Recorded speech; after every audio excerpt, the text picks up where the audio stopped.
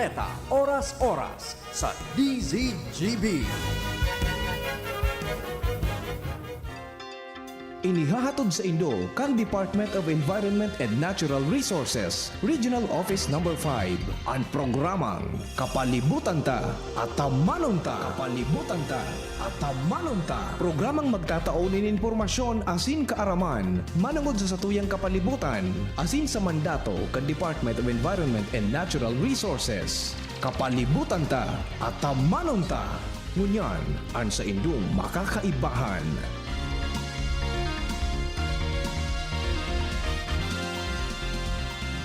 Marhay na aga sa gabos ng mga paraan tabay, mga kaimanwa, kamusta po kamo? Ako po si Joan Montecastro para sa programang Kapalibutan Ta at Tamanon Ta. Makakairibanan nindo kami ngunya na Webes, Petsa 20 kan bulan ni Nobyembre taon 2025. Mapaabot kami sa indo ng mga impormasyong may kinaaraman sa pang-urual daw na buhay bilang sarong namamanwaan na nagmamakulog sa satong kapalibutan.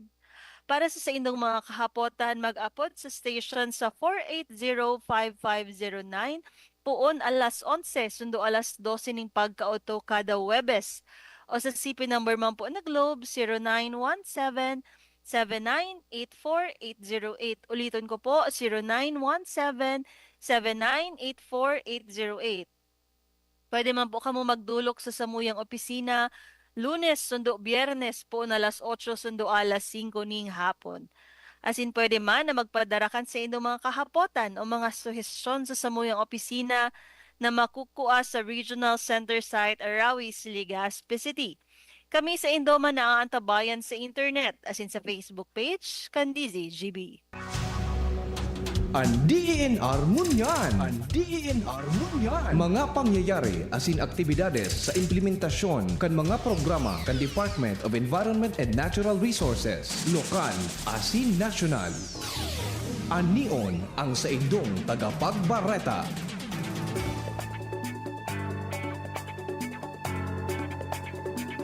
Ini ang katiripunan kan mga bareta sa DENR ngunyan. Ang DENR Bicol, kaibaan Climate Change Commission as in ang League of Local Climate Change Adaptation and Disaster Risk Reduction o LCCAD, nakatalaan na isagibo ang National Summit on Climate and Disaster Emergency in the Philippines sa maaabot na Nobyembre 26 hasta 27, 2025 sa Legazpi City, Albay. Ando ang aldaw na aktibidad na may temang Climate and Disaster Emergency in the Philippines towards anticipatory and responsive national and local climate investments. Laom na mapakusog ang relasyon kan mga nasyonal asin lokal na gobyerno, pribadong sektor, civil society asin academe, tangaling makakrear nin mas resilient asin climate adaptive na Pilipinas. Ang summit magkakaigwa nin plenary sessions asin panel discussions na papartisiparan nin mga governors, mayors, planning officers, DRRM officers asin environmental officers hali sa 18 na probinsya na nasa high exposure to climate risks. Mientras tanto, ang DENR Bicol sa pakikipagtabangan sa Department of Education as in SMCT Legazpi, pigkukondusir ang 2025 Interschool Debate for the Environment ka nakaaging Nobyembre 15 as in nagpapadagos sa Nobyembre 22 as in 29. Ang debate pinagpartisiparan ng mga junior high school students hali sa 16 na mga eskwelahan sa bilog na rehiyon. Iniya ang katiripunan kan mga bareta sa DENR ngunyan.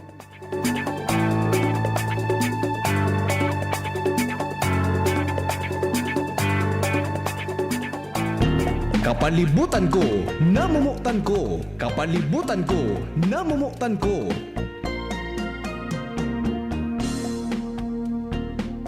Sarong makakalikasang aldaw po sa giraray sa satuyang mga paraan tabay. Enot po sa gabos, bation ta ang mga mahihigos na personahes kan Office of the Regional Executive Director sa pamamayo po kan samuyang matibay na direktor na si Red Francisco Emilia Jr. Sa opisina naman po ni Assistant Regional Director for Technical Services Attorney Ronel Sopsop, kay ARD for Management Services Ronel B. Astor, ARD for Special Concerns Adona P. Santiago, dyan po sa MGB sa pamamayo ni Engineer Guillermo A. Molina Jr. IV, as in sa EMB, sa pamamayo ni Regional Director Jerry Geronimo Arsanis. Kaso bago matataram ko po ko tang OIC, kaso bako na po siya OIC, full-fledged na po na Regional Director kang Environmental Management Bureau si um, RD Jerry Geronimo Arsanis. Congratulations po sa bilog na pamunuan kang EMB as in si Imo RD Jerry Geronimo Arsanis. As in ibatiun taman po syempre ang sa tuyang beloved, matibay as in maigos na direktor na si Red Francisco Emilia Jr. sa iyang ika-62nd na birthday. Happy birthday po sa imo Red Francisco Emilia Jr. As in, syempre, marhay na aga po sa mga naghihilingan sa tuyang FB Live, as in mga paradangog kang DZGB. Pasensya na po kamuta.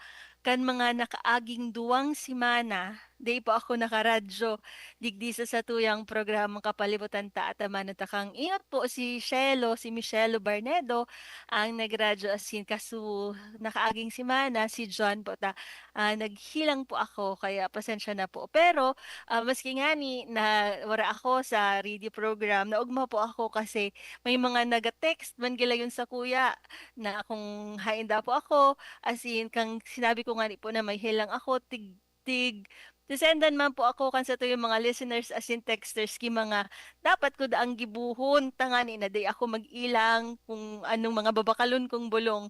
Kaya salamat po sa Indo sa pirmi pong pagsuporta digdi sa satuyang programa. Asin po sa ngunya na aldaw, yaon nga di po kami digdi sa malilipot sa Gamboas Orchard. Tangani na gibuhon ang Samuyang Management Conference na kung sain pinag-uurulayan po digdi ang mga tigigibo asin dapat pang gibuhon kan Samuyang opisina as we approach the end of 2025. Taram ta po patapos na ang taon. Dakol pa ang kaipuhan na iskosaron tangani na matapos ang satuyang mga programa sa pagprotektar kan sa tuyang kapalibotan. Yaon po digdi gabos ng mga líderes asin mga executives kang DENR Bicol asin maski nga ni po si ASIC Hero Masuda yaon din po digdihali po siya sa central office tangan ina i-supervise mismo ang Samuyang Management Conference. So sa ngunyan po na aldaw panibaagong field office naman po ang dudumananta kasi 'di ba sa mga nakaaging episodes kan sa tuyang programa sa bulan kang Nobyembre pigi-imbitaran ta po ang manlain-lain na opisyales kang mga field offices nga ni aramon taman kung ano po ang mga nangyayari sa field asin lalong-lalo na ang mga accomplishments na igwasinda duman sa mga probinsya na igwa kita sa rehiyon Bicol. Asin sa ngunyan aldaw po maugma kita kasi baka kaibahan ta ang information officer asin ang planning officer to kang Pedro Camarines Sur na kung saan nakakaibahan taman po siya sa arm kang DENR kung saan mga tagapagtaram po ang mga grupo na kaibahan ni si Sir Nick. So di ko na po pahalayon sa tuyang i-welcome ang planning officer to asin information officer kang Pedro Camarines Sur, Sir Nick Jonaldo. Good morning, Sir Nick. Diyos marhay na aga po, Ma'am Jo, and sa gabos po na nagdadangog kang sa indong programa. Good morning po sa ating lahat. Ayan, welcome po Sir Nick sa satuyang programang Kapalibutan ta at Amanon ta. Asin sabi ko kasubago, kaibahan mi ka sa arm kang DENR kung saan nagbabalangibog kita ki mga information asin mga kaaraman manunungod sa environment. Pero siguro tutukan ta ang sa indong field office, lalo-lalo na iyo ang highlight kang programa tangunyan. Pwede po ba sa mo yang i-describe ang current state of environment asin natural resources dyan sa Camarines Sur. Aram ta na ang kahapotan usually kan sa tuyang mga listeners, kumusta ang kabubuldan sa Camarines Sur, kung okay pa, bastante baba ang mga protected areas as in biodiversity na igwa kita sa indong probinsya. Yes po, Ma'am Jo, thank you for that question. So first, in behalf po kang sa mong OIC PNR officer, si Forrester Herleo Pavericio, at ang aming tatlong sentros na kasalukuyan po ay nasa management conference. So ako po ang mag-uulat kumbaga sa inyo ng current state ng environment dito po sa probinsya ng Camarines Sur. So just a very quick or brief information po ng Camarines Sur. So especially ang Penro Camarines Sur po ang pinakadakulang Penro sa Bicol Region, sa 6 na probinsya digdi sa Region 5. So supervising po ang Penro, sinusupervise niya po ang 3 senros, ang Senro Goa, Iriga, and Sipocot. Dahil po mayroong 5 congressional districts ang Camarines Sur, a total of 2 cities and 35 municipalities. Kaya nakulaan po talaga siyang maray. So, brief, ano lang din po information sa Camarines Sur, it has a total land area ng 526,682. So, broken down as follows, yung forest land po natin ay nasa 161,131 hectares, while yung ating alienable and disposable or A&D natin ay nasa 365,551. So kanina po yung tanong mo, Ma'am Jo, kung ano ang kasalukuyang estado ng environment dito sa Camarines Sur. Well, we are very proud to say na talagang we maintain all the sectors, land sectors, the marine sector, the coastal sector, and the biodiversity conservation, kasi nagpapatuloy po ang ating mga programa dito. So at present, may mga protected areas din po tayo na maintain. So banggitin ko lang din po yung mga protected areas natin dito, yung ating Mount Isarog Natural Park, yung Lagunoy Natural Biotic Area, the Buhi Wildlife Sanctuary, Malabungot Protected Landscape, Libmanan Caves National Park, at Karamoan National Park. So yung pagdating naman sa forest cover natin, to date, ang ating forest cover ay nasa 70,091 hectares. So at least malaki-laki po ito. Pero kumbaga patuloy pa rin po yung aming kumbaga panawagan sa ating mga naandito sa Camarines Sur na talagang patuloy po tayo sa yung partnership with them para mapatuloy po natin pangalagaan ang ating ang ating kalikasan. So, Actually, Sir Nick, duman sa mga datos na tinao mo, duman pa sana sa mga ektarya. As in sa jurisdiction, mahihiling ta talaga na dakulaon ang nasasaklawan kang Penro Camarines Sur. Pero kapag sinabi tang dakula ang nasasaklawan o jurisdiction, parang mas challenging kumbaga ang leadership, ang pag-implementar kang mga programa sa indong lugar. Dahilan sa bako lang dakol ang senros, tulo ang senros nindo, as in, syempre, politically and environmentally, medyo challenging siya. Pero, siguro, ang kahapotan ta, ano po ba ang mga masasabi nindong proud ka mo na mga accomplishments na nasa gibo nindo sa ngunya na taong 2025 as bilang opisina, bilang field office Penro? wow. Marami po kami mga accomplishments na we are very proud to say. And siguro banggitin ko na din, we are also very proud na last 2023, we were conferred as the best supervising Penro nung nakalipas lamang po na Eagle. At yung ating former Penro, ngayon ay ARD for Management Services na si ARD Ronel B. Astor ay recipient also ng Eagle Award in 2023, and we continue with that legacy. So siguro banggitin ko lang yung ilan sa mga notable accomplishments po namin, kasi ang coverage naman po ng ating department, ang programs natin ay kumbaga yung buong paligid halos, di ba, yung dagat, hangin, yung mga kalupaan, beach to reef, lagi ang ating approach. So siguro isa dyan yung ating sa land management, yung tinatawag po natin na residential and agricultural free patent. Including na rin po yung ating mga special patent na ibinibigay natin sa ating mga LGUs at other national government agencies. So with that, meron po kaming to date na almost 225% na accomplishment for the residential free patent, while 384% naman yung sa agricultural free patent. So patuloy po ito na ang opisina ay may layong magbigay ng land ownership sa pamamagitan ng simple at mabilis na proseso. Kasi kumbaga iba sa feeling na you have your own, di po ba? So, nandito ang Pedro Camarines Sur, kasama din po yung other field offices at ang regional office. Katuwang din ang other regional offices dito sa ating bansa na talagang pinapatupad itong programang ito ng land management sa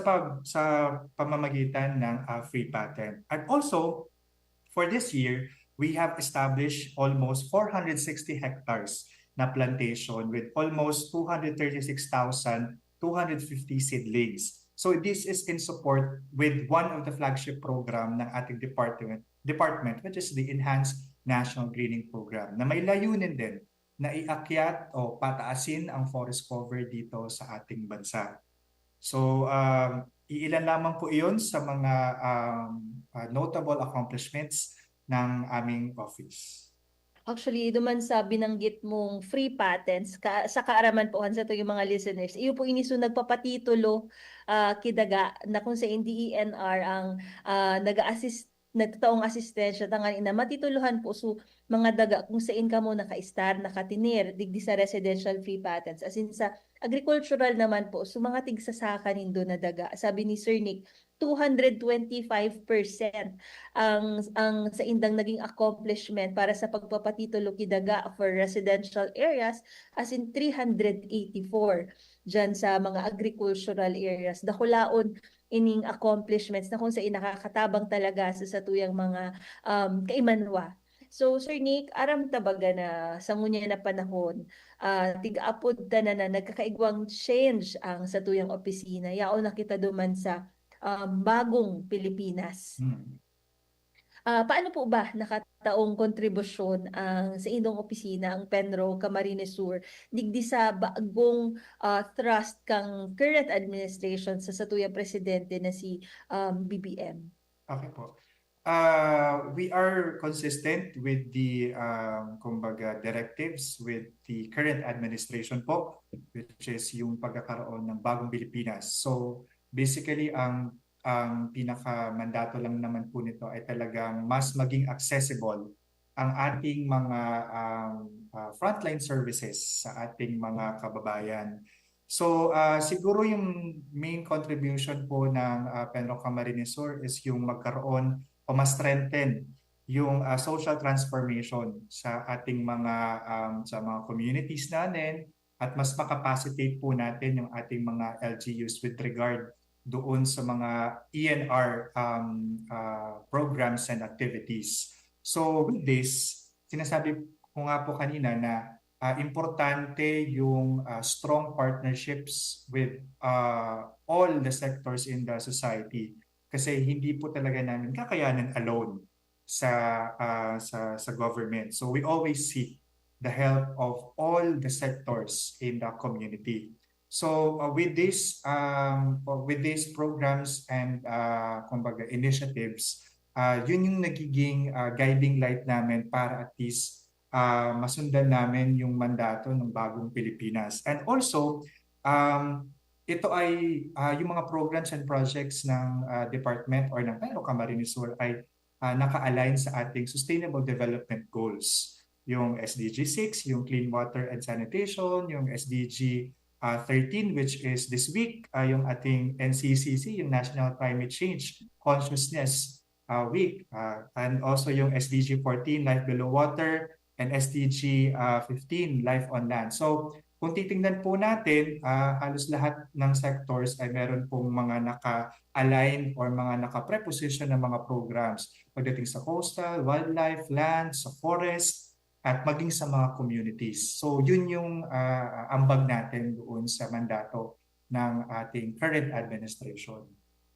Sa ngunya na mga ongoing na mga programa as in proyekto, ano ba ang mga currently na piga-implementar sa inyong probinsya? As in, usually ang kahapotan kang sa tuyang direktor na si Red Francisco Emilia Jr. kapag nagkakaigwa ki mga mankon, araw ka ini, na tigagibota sa aldaw na ini, ang agyat niya sa mga penros na dapat parang magkaigwa ka mo ki mga innovations o mga unique strategies na piga-introducer sa siindong opisina. Sa ngunyan ba, Sir Nick, nagkaigwa din po ba kamo ki mga innovations o mga unique strategies na piga-introducer ni Penro?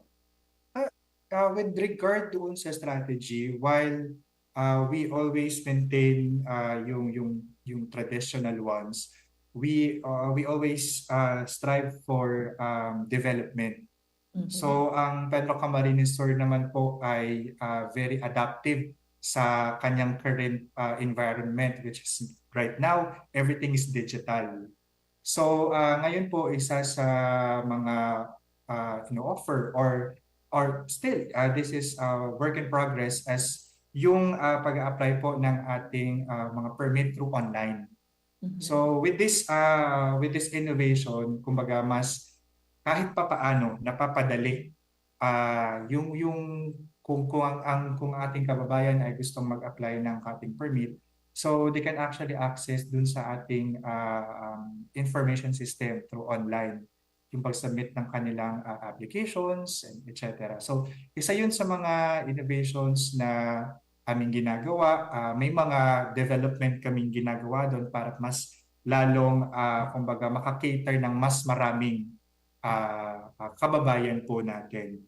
So, and yun, patuloy pa rin po kami sa pagkakaroon ng strengthened partnerships sa ating mga LGUs and partner agencies. So patuloy tayo doon sa pakikipag-usap sa kanila, especially na isa sa mga nagiging challenge, kumbaga, dito sa ating opisina or sa other institutions ay yung siguro sabihin natin yung budget limitations. Kasi in as much as we wanted to kumbaga po implement projects, but again during ano naman po ay we were given a certain budget lang naman po that we work on it. That's why we always talk with kumbaga funding institutions na po pwedeng kumbaga makapagbigay ng partnerships doon sa mga nakikita po namin ng mga environmental activities and projects na talagang sustainable.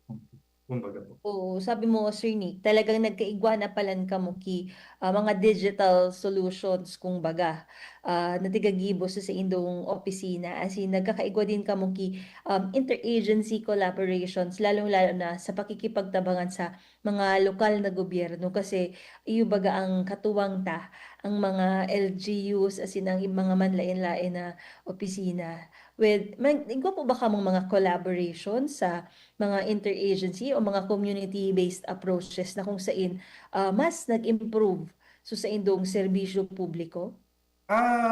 Ngayon po isa sa siguro share ko yung partnerships na na-establish sa mga non-government organizations related sa ASA Philippines, Caritas and OISCA na kumbaga naging involved sila doon sa pag-rehabilitate ng mangrove sa Kabusao. Siguro isa yun sa mga examples natin.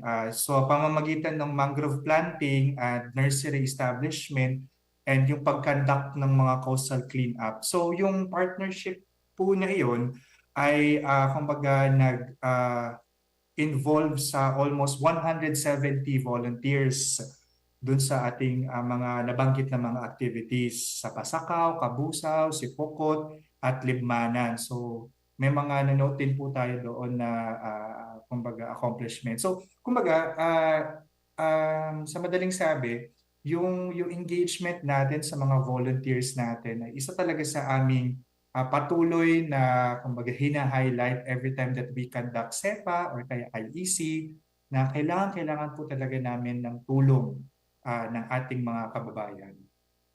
Yuta, kasabay kang Arsig, inati po talaga si Nick, very active sa gabos na mga activities, maski po sa mga tigsasubmit na report, mga press releases, very active po talaga si Sir Nick. Kaya maugma kami sa contribution din kang si Indong Information Arm. So siguro ang saro pa, Sir Nick, since patapos na ang taon, pirang kamag-kamag na lang, Christmas na as in New Year.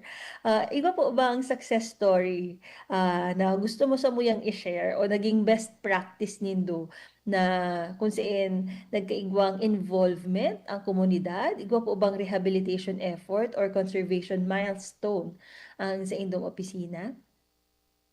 Siguro po yung partnership namin with the LGUs, halimbawa po doon sa ating minamanage na critical habitat, yung Kabusaw Wetland.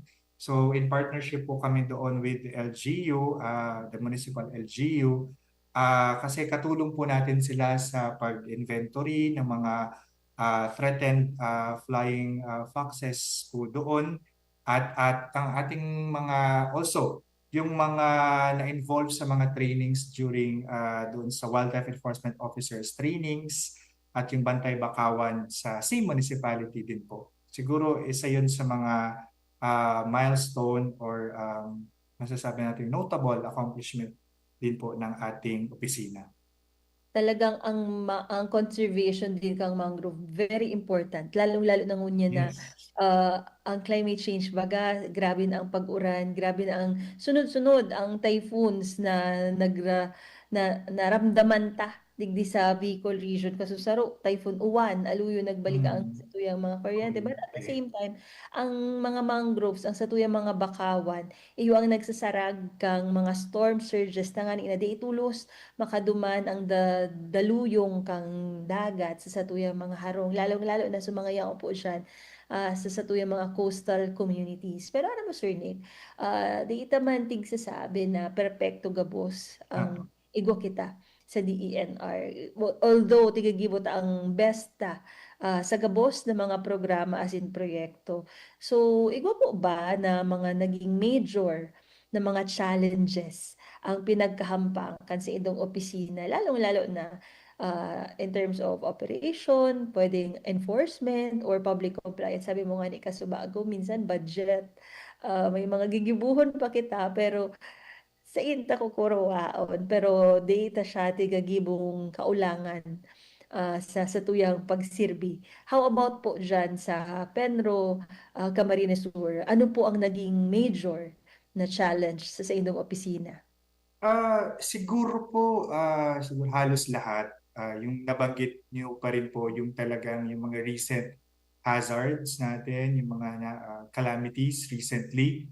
Kasi ang mga programs po natin ay naka-preposition po rin. For example, yung sa National Greening Program, yung halimbawa kapag naitanim na natin yung mga seedlings natin tapos biglang binagyo, yung mga ganon. So, may mga chances are nasisira yung ating mga established plantations. Pero lagi naman pong nakahanda dyan ang office kung anong solutions ang gagawin para at least ma-address po natin. Siguro isa yon sa mga challenges na kinakaharap ng opisina kasi ang ating mga frontline services ay nasa labas, kumbaga.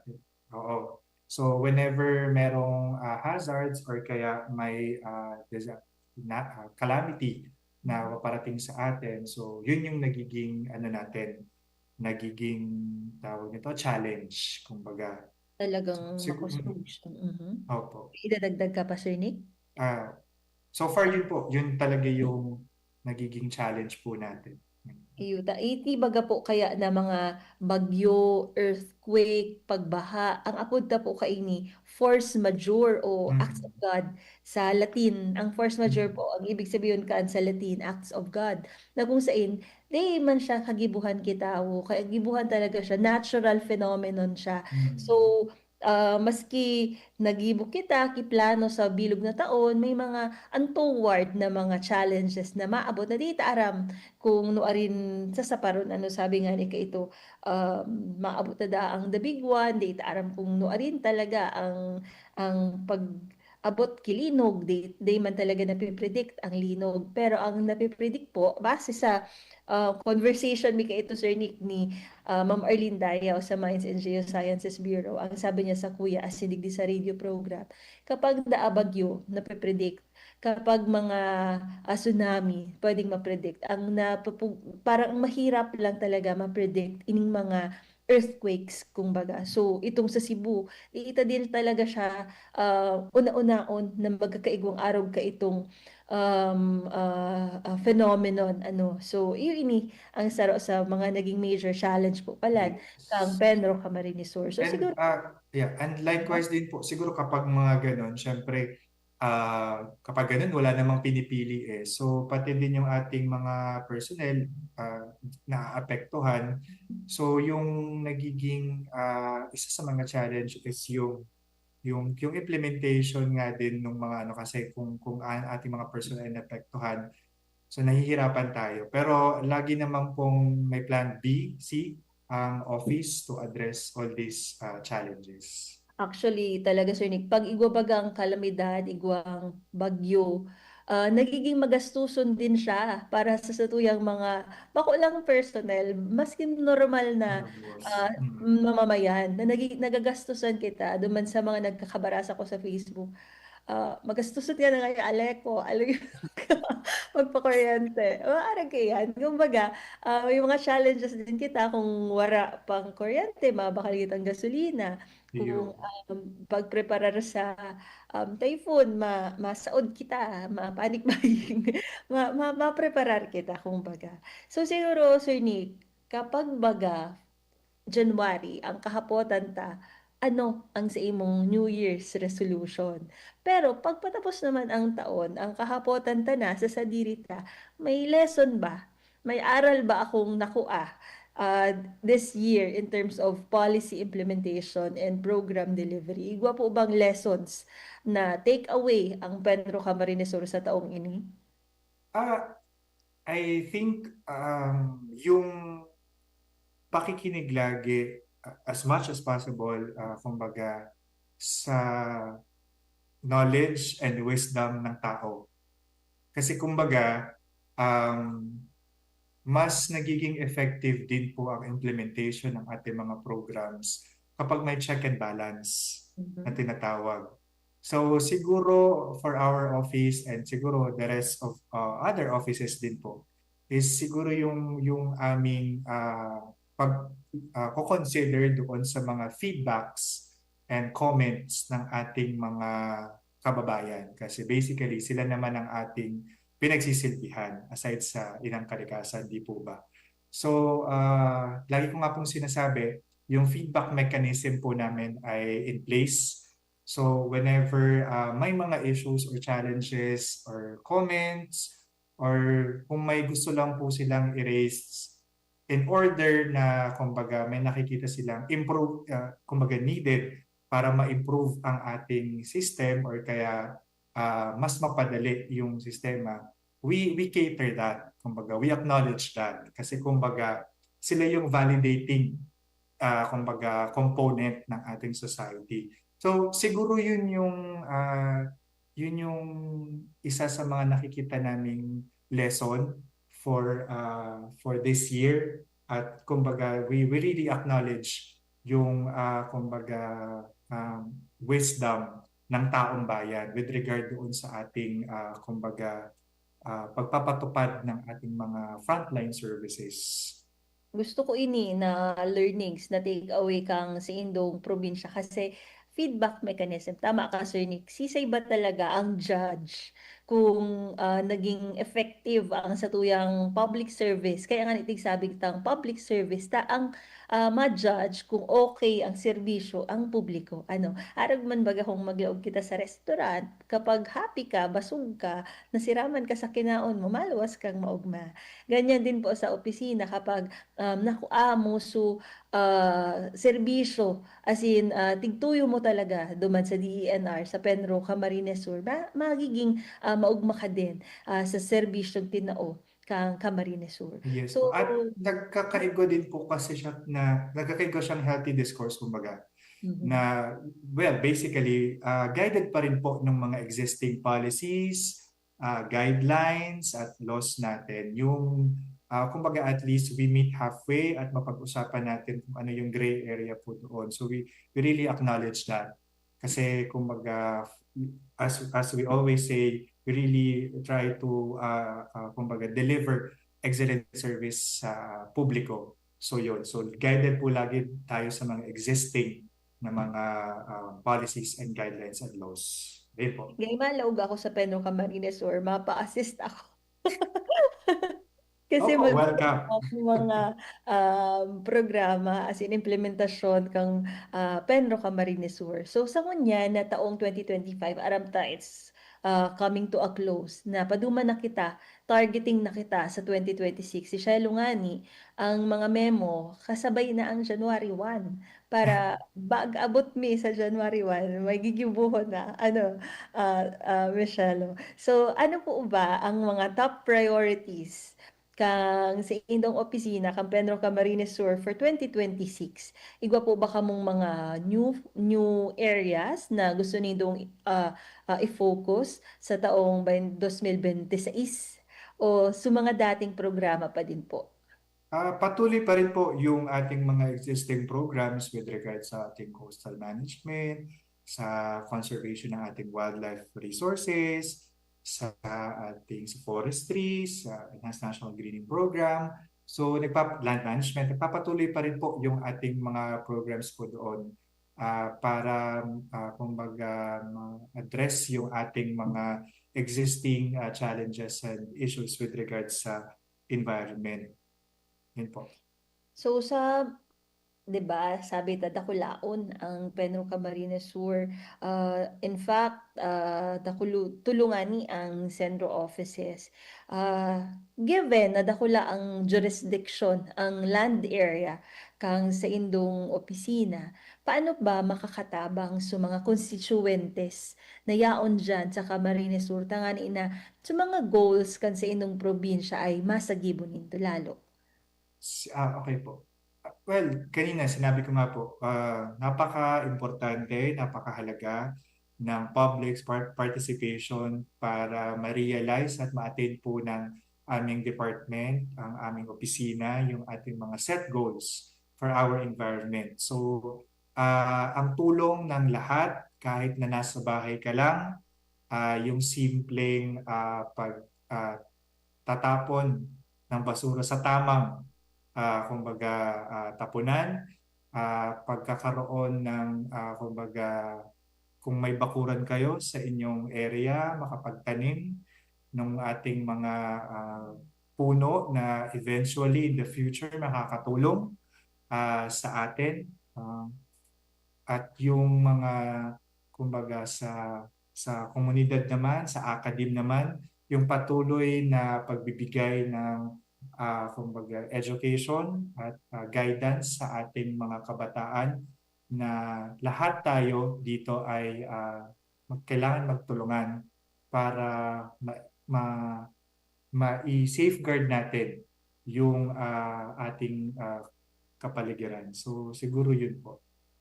So may mensahe ka ba, Sir Nick, sa mga constituentes dyan as we close 2025 and syempre sa pagpreparar kang bagong taon? And aside from that, may gusto ka bang i-shout out sa mga pag-iriba mo dyan sa Pedro Camarines Sur?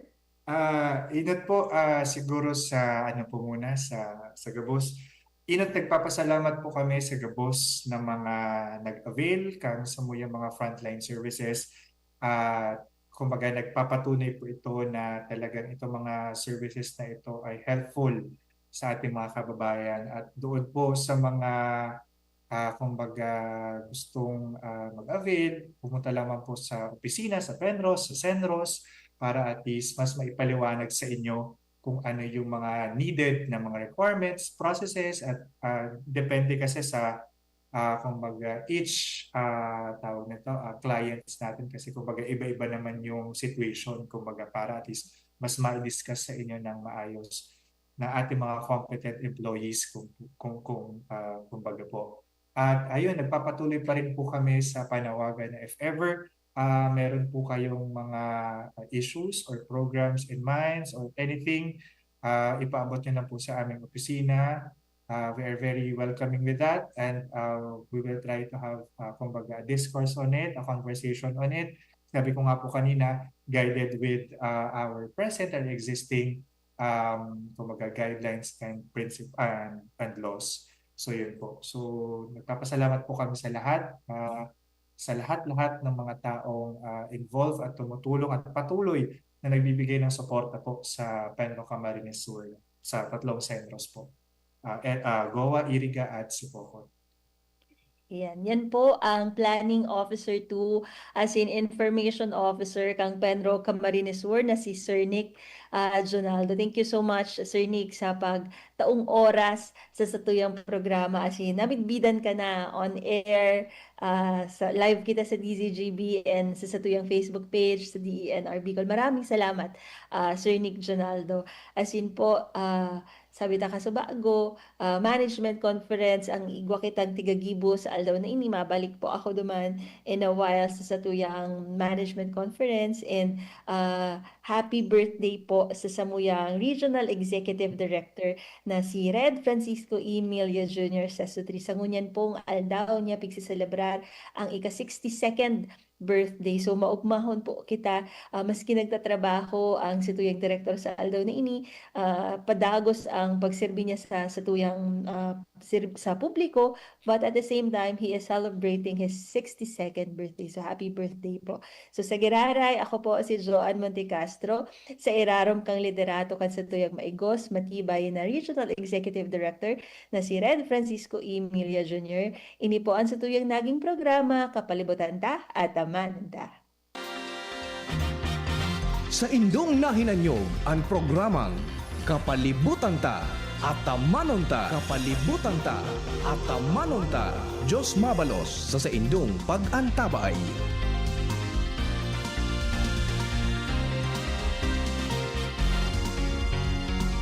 An oras hatod sa Indokang Artisan